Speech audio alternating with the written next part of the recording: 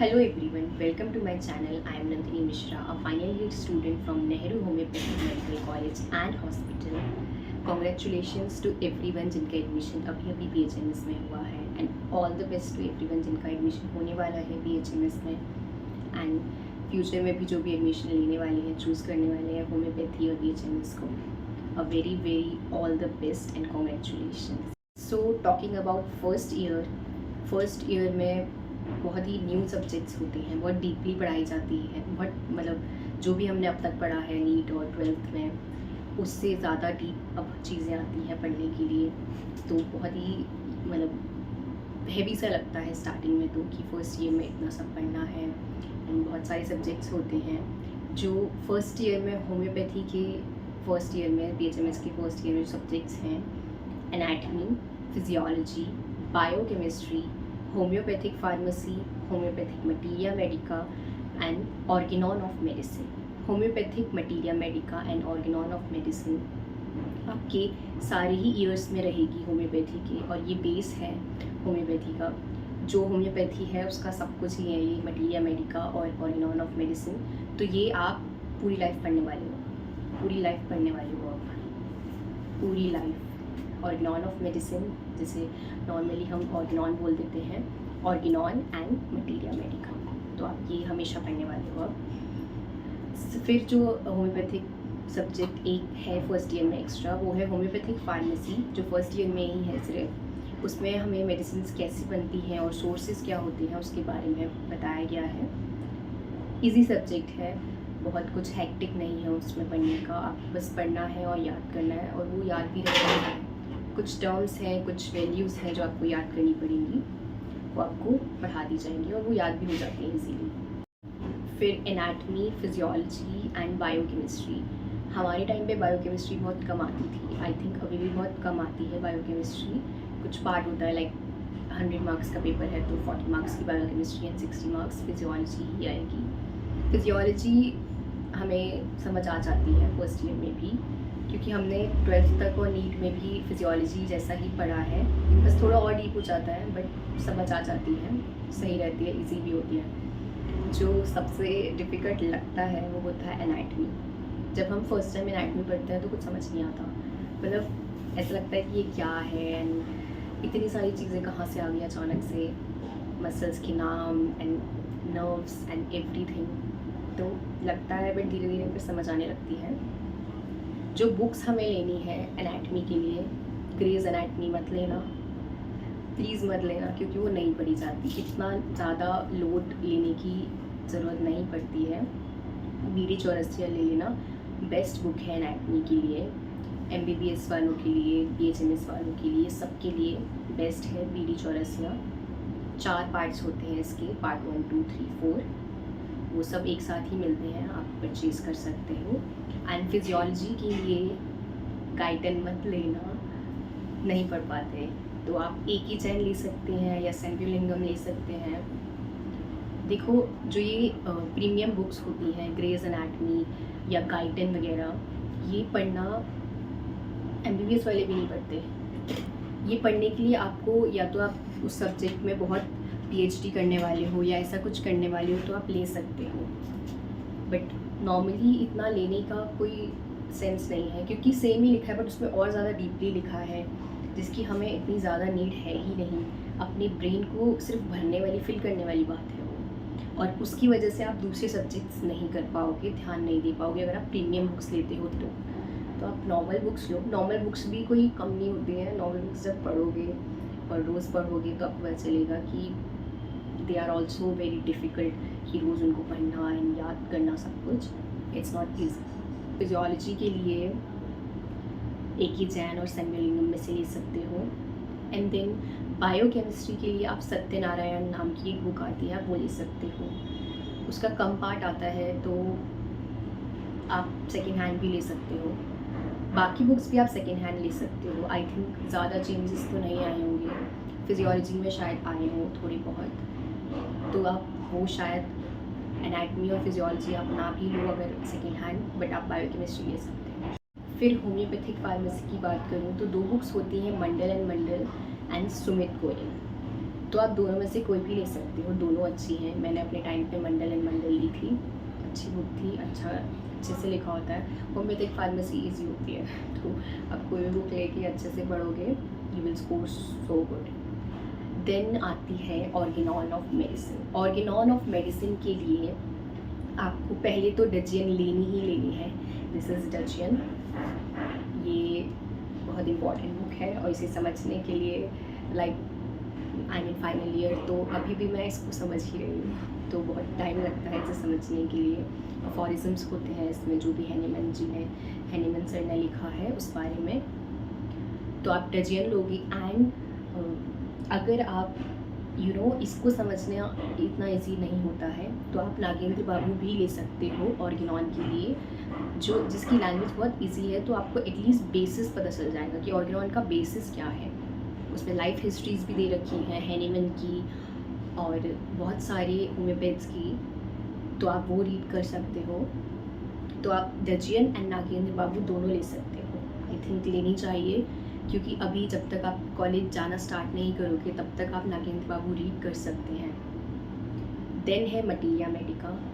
बहुत सारे बुक्स हैं मटीरिया मेडिका की। बहुत सारे टीचर्स रिकमेंड करेंगे कि आप ये बुक्स ले लो, ये बुक्स ले लो, एंड सीनियर्स भी करेंगे। सबसे पहले तो आपको एलन की नोट्स लेनी ही लेनी है, एलन की नोट्स तो लेनी ही है। एंड बोरिक भी आप ले लेना, विलियम बोरिक की बुक है materia medica, homeopathic materia medica and Allen की नोट्स। तो ये दोनों बुक्स तो लेना ही लेना। एंड देन अगर आप एक्स्ट्रा बुक्स लेना चाहते हो तो आप पहले लाइब्रेरी में जाके या फिर किसी फ्रेंड से लेके या PDF डाउनलोड करके रीड कर लेना। अगर आपको अच्छी लगती है तो ही आप परचेज़ करना। बहुत ज़्यादा बुक्स मत लेना किसी भी सब्जेक्ट की, क्योंकि कोई फ़ायदा नहीं होता है ज़्यादा बुक्स का।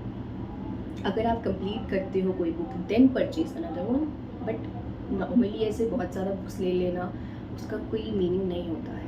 अगर आप रीड कर रहे हो देन वो कंप्लीट हो गई तो आप 100% बुक लो न्यू या दूसरे ऑथर की, तो फिर अच्छा भी लगेगा बुक्स न्यू लेने में। बट बहुत ज़्यादा बुक्स मत लेना वरना हौच पौच हो जाता है। तो लिमिटेड बुक्स लेना हर सब्जेक्ट की, और उन बुक्स को सीरियसली पढ़ना, वर्ड टू वर्ड, एक एक वर्ड पढ़ना। देन अगर पढ़ने की बात करें तो 3 सब्जेक्ट्स ऐसे हैं जो बिल्कुल समझ नहीं आएंगे। एटलीस्ट स्टार्टिंग के 3 डेज़ तो आपको वो 3 सब्जेक्ट्स नहीं समझ आएंगे।